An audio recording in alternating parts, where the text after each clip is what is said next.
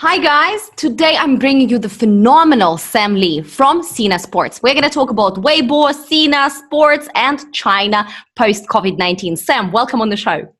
Hi, nice for having me. That's phenomenal to have you here because as we discussed just now, there's so few people representing Sina and Weibo talking on behalf of the company outside of mainland China. So my first question would be really basic. How do you define Weibo? What is this platform really about? Because a lot of people are still very confused. All right. I think since I mentioned Sina in the name title, I think we should start there. Sina is a digital media platform that's been around for more than 20 years. We just celebrated our 20-year anniversary on the NASDAQ. Started back in the 1990s as a portal, similar to Yahoo and Yahoo Sports. So I would draw up more analogy just to help the audience a little bit.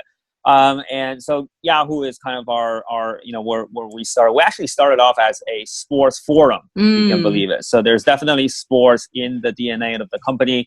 Eventually growing into this media platform. And Weibo came a little bit later. It was incubated within the Sina Corporation. And eventually it became the leading microblogging platform in China. And Weibo has also been on the NASDAQ for quite a long time now. Alibaba is the number one lead investor before Weibo went public. So that's the relationship between the two companies. We're in the same building. The Weibo guys and the Sina guys are all kind of working together. But it's kind of a unique situation where we do have a media platform as well as a social media platform. So to answer your question about Weibo, Weibo is it started off as a Twitter clone. And back then Weibo just means microblog, and Sina had our own version of Weibo. Other companies had their own versions of Weibo. Eventually, we were the ones that kind of won out in that war, if you can call it that. And we shortened the name to Weibo and listed on NASDAQ. So that's kind of the history. But obviously, any platform will evolve over time. And now we've kind of become a hybrid of Facebook and Instagram and Twitter with different features, of course, because it's a different ecosystem. We call ourselves the biggest open social media platform in the sense that it's really where brands go to reach out to fans in a way that in the Western world that you do on Facebook and Instagram and Twitter, right? And in China, in terms of the social media ecosystem, there's obviously WeChat, which is more of a closed communication, but also with a bit of a social media component like that Facebook feed type, which is more for a close circle of friends. It's a little more difficult for brands to really reach out to a much bigger audience on there. And then there's obviously ByteDance and TikTok and Douyin, which is a Chinese version, which is focused on short form videos, but with obviously phenomenal user growth there as well. So that's kind of the ecosystem, obviously leaving off quite a few other players, but that's kind of where we stand in our niche, where we're not really as narrow as Twitter, where Twitter is very much focused on a time sensitivity basis. So whenever it's breaking news, you topics, Twitter, right? hashtags. That's inherited from Twitter, so we have all that. But if you look at our hashtag versus Twitter's hashtag, it's much more comprehensive. It's almost like a topic page. You can have owner to the hashtag. You can have it's called 话题, right? So it's more called a topic. And so you can have owner. You can have certain things pinned there. You can recommend certain posts. So it's and obviously you can commercialize as well. You can monetize that particular hashtag, which you can't do on Twitter. So so it's evolved. So everybody starts off with one idea, and because you kind of have this parallel universe, then you kind of go off and it turns a little bit different than the other side. So right now it's a completely different animal. It's completely different animal compared to Twitter or that, let's say, that first version of Weibo. And it's been so many years. I've been working with Weibo for also many years through the marketing branch. And there's been talk, let's say about 3 years ago, people basically running around and saying, you know what, Weibo is outdated. It's like so old, nobody's interested, da da da da da. And right now, people are basically divided into two camps. Camp number one says Weibo is reliving its second spring. More cool content, more cool, let's say, categories, plus Alibaba investment, plus integration within Alibaba ecosystem. And others say, yeah, but innovation is not so cool. What's your personal opinion from within the company? Do you feel that you're relieving the second spring? Do you think that you're just starting that trend, or do you really feel that right now is the time when you really need to start innovating, because truly the platform itself has been there for a very long time and it urgently needs something new? What's your personal opinion? Well, I can't speak for the tech guys. I mean, I'm not on the product side, but I think in terms of what we see in terms of user growth, definitely we are seeing renewed growth over the last few years compared to a few years ago. Actually, when I joined the company 5 years ago, it was going through a bit of a lull, and I think there's a few different reasons and a few different strategies that we took that has led to this, what you call it, renewed growth. And one big reason is investing into the technology and creating new functions, right? So we have stories similar to Facebook and Instagram. We have that topic page, for example, that's been completely renewed. A focus on videos. Focus on a few other key features that have really kind of generated a new audience, and also a focus on acquiring new users. So historically, at the very beginning, as it is with a lot of the hot new apps, we are very focused and very concentrated on the first tier markets. So Beijing, Shanghai, Shenzhen, but that's not all of China, right? That's not most of China. That's not most of China, correct? And so basically, as we were focusing on the technology, we really started looking at second tier, third tier, fourth tier cities in order to reach new audience, and the new audience has really taken a hold of our platform and has really enjoyed creating new types of content that perhaps before, due to the user base, that you were not seeing. Because it's ultimately a social media platform. It's about having key influencers and key accounts, but also having a very large user base that's contributing their own content, right? So the UGC is vital to a platform, and we see that with all of the social media platforms. And that's where we kind of saw something new, not just from us, but also from our users as well. No, that's beautiful. That's absolutely gorgeous. What is hot on Weibo right now for you personally? What's hot these coming days, weeks? What are people talking about? Well, I mean, with the virus, obviously, everyone's sitting at home. I think all of the social media platforms and have benefited to a certain extent, and we have definitely seen a growth on Weibo as well. And we try to cater to that audience. We have taken activities and different initiatives around that. Obviously, at the beginning, when China was going through the virus, everyone was staying home and I speak more on the sports side, that's where I'm at. We did kind of initiatives telling people, asking people about how they're working out at home, what type of fitness regimes are they doing now. And so that's what was really interesting. And then on the platform-wide basis, after China's crisis subsided and the rest of the world kind of went through that period, one thing we did was we reached out to the overseas Chinese, to people in different countries, and we basically had them sign up as user reporters, just to talk about what they're doing, just to talk about how they're dealing with it in different cultures in different countries, and the Chinese are very interested in learning about that. And what better way to have I think we had 50,000 or something users from all around the world who are overseas, who speak Chinese, who's able to really break through some of the rumors or the false truths that's out there, and to really let people know, hey, this is what it's like in Italy, this is what it's like in the US, this is what it's like in Brazil. And that was really, really interesting, and generated massive interest in that, and picked up a lot of good press on that. So that was quite cool. That's absolutely gorgeous.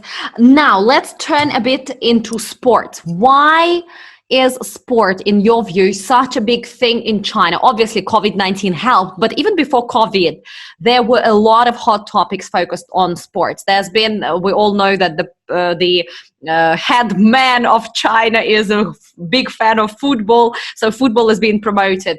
Olympics has passed a couple of years back. So why that focus on sports, and what do you think that means for companies and also people within China borders? Yeah, it's very much a growth industry.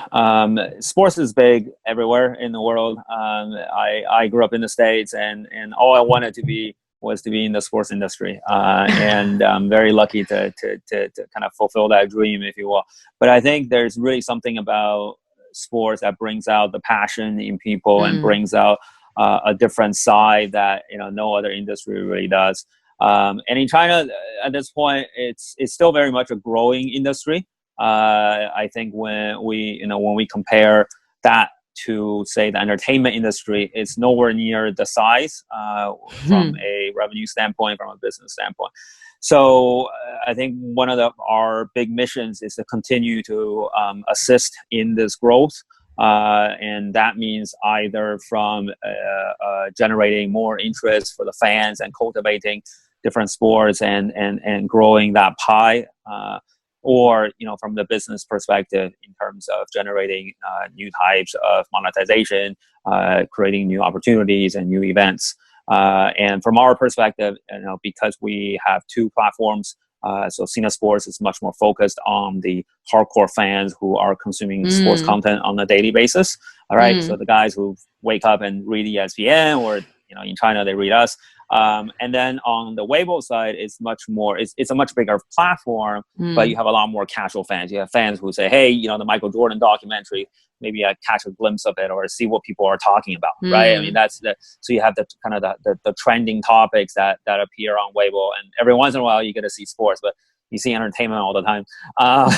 And I think that's kind of where sports is really going to take off, is generating interest and continuing to grow that fan base.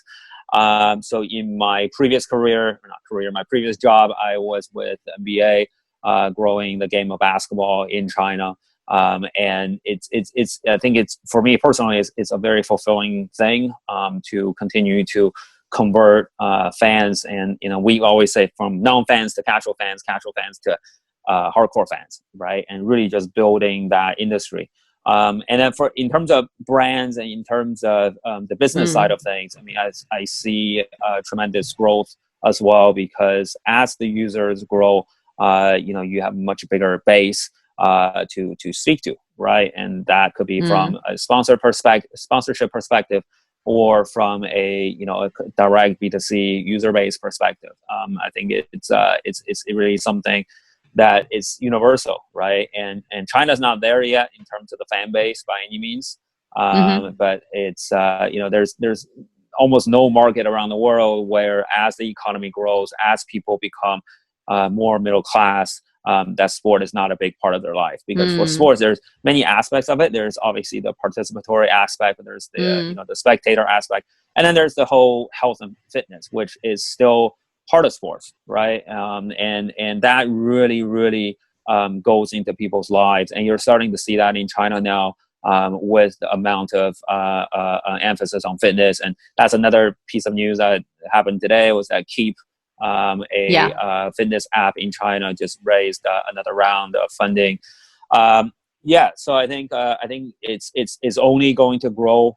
That industry will only grow. It could be anything from someone taking a Keep class, just getting a little more fit, to all of a sudden becoming a weekend warrior and participating in triathlons, and then consuming a professional match or on TV, right? All of that is the sports industry.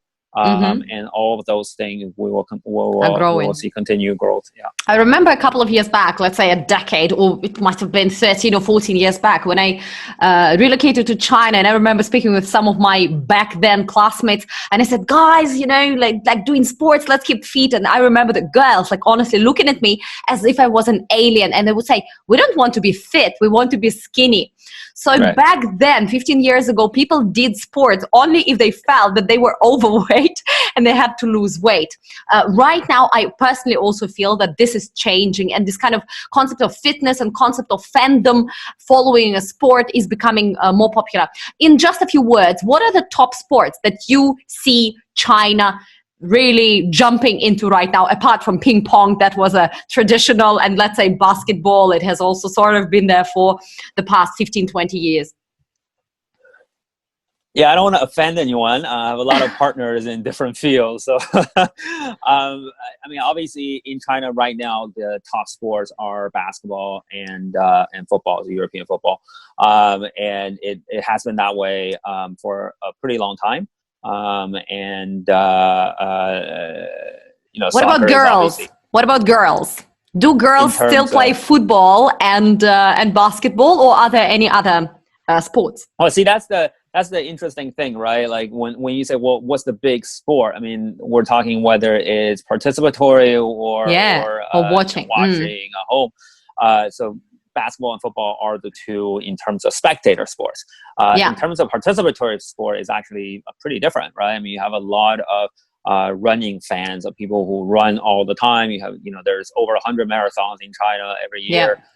So it's been incredibly massive, and also other types of obstacle runs and fun runs, and all versions of that. I mean, people want to be more active, people are more active, and people want to compete. And once you start getting more active, so that's a whole different area. In terms of, I think, spectator sport, I think it still depends on whether there are Chinese athletes. I think that's a pretty big matter. So if you look at the Olympics, basically it's very nationalistic, and everybody really much focuses on the Chinese teams, right? Unless you look at the other superstars, right? You're talking Michael Phelps, you're talking the Dream Team, you're talking, those guys, sure, they get kind of a top billing. International attention. It's all about the big, Chinese team. So I think for sports that are looking to do well in China, having top athletes from China is it's not a must-have, but it's definitely something that they should strive to have. And we see that with a lot of sports, especially just spending the time and the energy and the resources to try to cultivate the next superstar from China. I'm still waiting, because my husband is a big fan of Formula One. So I'm still waiting. When are we going to have the first Chinese Formula One driver? There's a guy in F2, I think it's called, which is their development league. So, and he's very young. He's about 20, and he's very modern, I think is the word. And he designs his own fashion lines and all that stuff. So he will be a great influencer if he can make it, right? And then in sports, a lot of times it's the quality gotta come first, but if you have the personality to back it up, that's not a bad thing either. Absolutely. And absolutely, that's a great example, because someone like that will take F1 to a different level, because there will be the interest from him. And we see that in sports, big and small. Hua Tian, who is a equestrian, he's the first equestrian rider for China to be on Olympics. He is mixed. His mother is British. And he's a very gentlemanly guy, from the posh equestrian world in Britain. But he represented Team China, and obviously he's got, a decent amount of fans, and it's really kind of put equestrian on the map, as much as equestrian can be on the map, as a very, very niche market. But at least people know who he is. At least people know and might tune in, to watch it a little bit. Absolutely. And we also see a lot of international athletes, usually, well, often at least, again, I don't want to offend anyone, but past their prime years, relocating to China and then playing in local clubs and, let's say, football teams and basketball teams and whatever other teams. So that is happening as well. Do you think that, Chinese fans are actually right now still receptive and welcoming towards foreign stars that are relocating and making effort in the China market? Or is it something that's sort of now getting more and more outdated? You're actually seeing better stars. I think not all of them are over the hill nowadays because the Chinese, at least that it changes so often, right? I mean, it was very big, kind of splashing the money, and it come back a little bit, and then there was kind of a second wave of people splashing money, and now it's come back a little bit again. But I think the fans appreciate the quality. They appreciate the superstars, and watching them play is a big thing. It's debatable whether that actually helps China soccer. I think, it's the national team is not good, right? I mean, if you look at, I think there was one year where the Guangzhou team won the Asia Champions League with the foreign imports, and then literally like the next week without the foreign imports, and basically that same team, couldn't beat some minnow from Southeast Asia, and so that makes you kind of wonder whether that strategy works or not. But from an entertainment perspective, it's different, right? And so people have different goals, and you really kind of need the right initiative and the right direction overall, and that's very difficult in any country to build something correct. And if you look at, I mean, there's only one Leo Messi. There's millions of players in Argentina and any other country, and it's that difficult to produce good football players. And it also takes time and culture. I totally agree with you. The last question, because I know you need to go. The last question would be, post-COVID-19, what kind of changes do you see in the China market when it comes to the consumers, the sports fans, the Weibo users in general? What has changed? Well, one thing we talk about a lot is in terms of people working at home and working out at home. So two things that have really become a habit for people, and that's one of the things that's funny about human beings, is that we don't like really trying out new things that much, but when it becomes a habit, it really becomes a habit. So I think throughout this period, because people have started doing things that they wouldn't do usually, like Zoom calls all day, or or working out with a fitness personal trainer, or virtually over Zoom. That's something that people have said, hey, you know what? I like that. I don't have to commute to the gym and change in the communal shower and all that. I could just do it in the comfort of my own home. And so stuff like that, I think, with the aid of technology, is really kind of, with the virus, it's really pushed this kind of digitalization of our lives, on a slightly faster pace. And some people will never go back to the days of traveling somewhere to just have a meeting, or going to the gym just to, have a workout. Yeah, amen to that. So digitalization in full bloom with the help of COVID-19. Sam, thank you so much. It was really interesting. We've learned a lot about Sina, Weibo, sports, and essentially what's in store to come in China right now post-COVID-19. Guys, stay tuned for more information about Sina, Weibo, what's happening in China, and more experts to come. Sam, connect with him. He's on LinkedIn. And if you're looking for any collaboration between sports stars, and essentially you are a sports star and you want to be on this platform, Sina Sport or Weibo Sport, he is your guy for sure.